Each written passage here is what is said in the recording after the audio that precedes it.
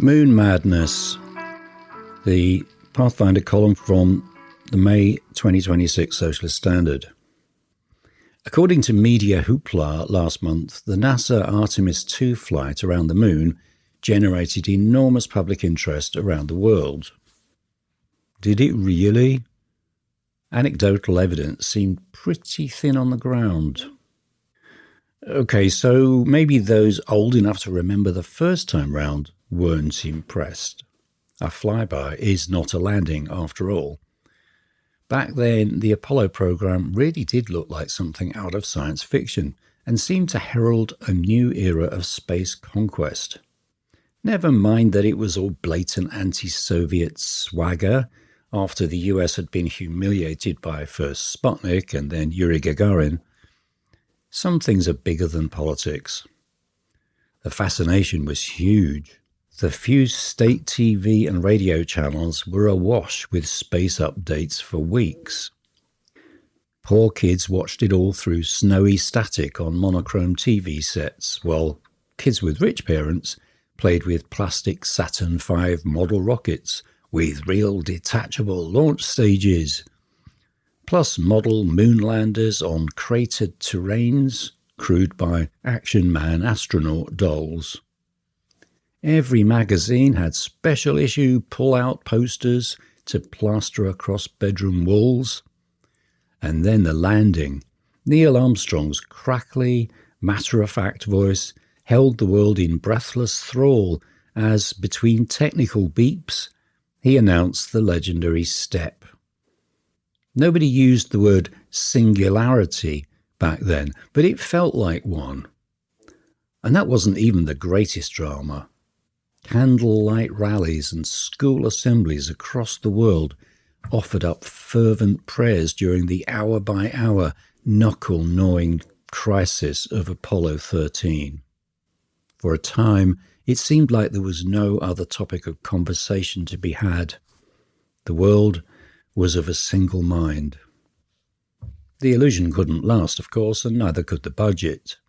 The Soviets had been bested, the world lost interest, and Apollo was cancelled.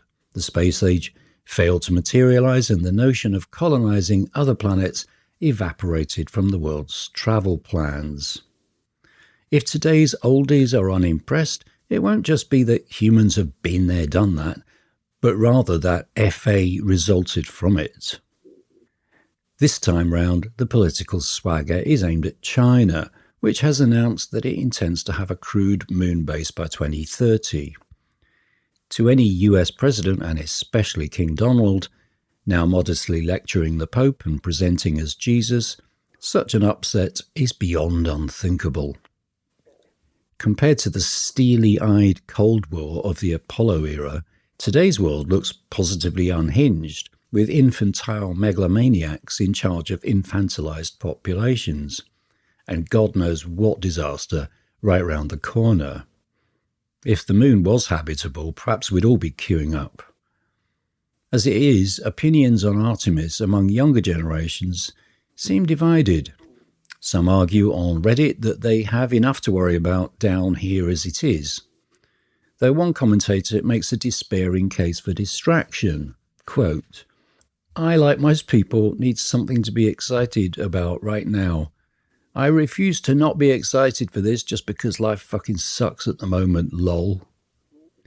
Recent YouGov polling finds that 57% of Britons feel returning to the moon is of little to no importance for humanity, and only 37% of Britons believe it's likely that humans will land on Mars in their lifetime. This appears to reflect a reasonable sense of priorities rather than any profound loss of interest in science, with just 21% of Britons believing it's of little to no importance for humanity to explore space for scientific purposes. Maybe the UK perspective is not representative, given that Britain never really had a dog in the space race. But opinions across the pond also seem divided. According to one source, most polls show that as many as 90% of Americans don't care about returning to the moon or establishing a presence there. This, however, is in sharp contrast to a recent Ipsos poll, which found that 62% of US adults thought sending people into space was worth the money. Though, interestingly, the percentage dropped by 20 points when the phrase billions of dollars was mentioned. NASA also earns 80% approval, a rating which Trump himself, currently on 38%, probably thinks he shares. You might expect scientists devoted to popularizing science to be in favor at least. But astronomer Neil deGrasse Tyson is scathing in his dismissal of the Artemis program as a waste of time and money, and future Mars expeditions as vanity projects. Then there's Martin Rees, the UK's Astronomer Royal, who argues that in the age of AI and robotics, there is simply no point in humans running the considerable risks of interplanetary spaceflight, except possibly as an ultra-expensive sport for billionaires.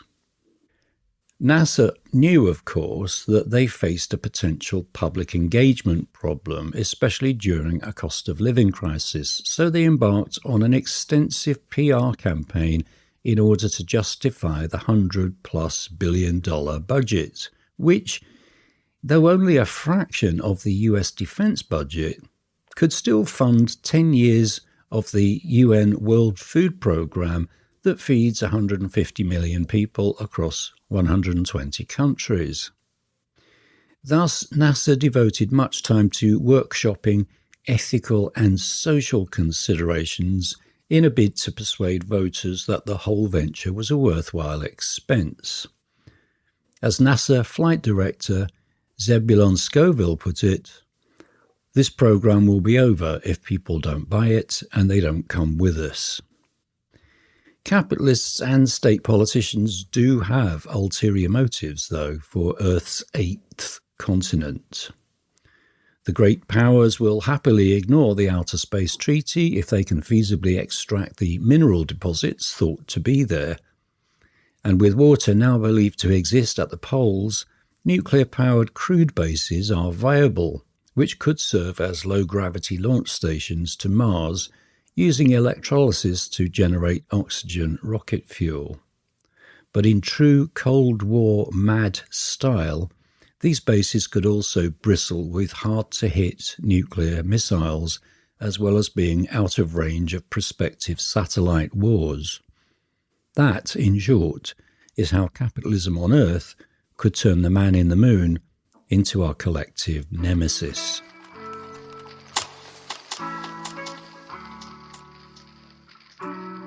You have been listening to World Socialist Radio, produced by the Socialist Party of Great Britain. If you would like to find out more, you can visit our website, spgb.net.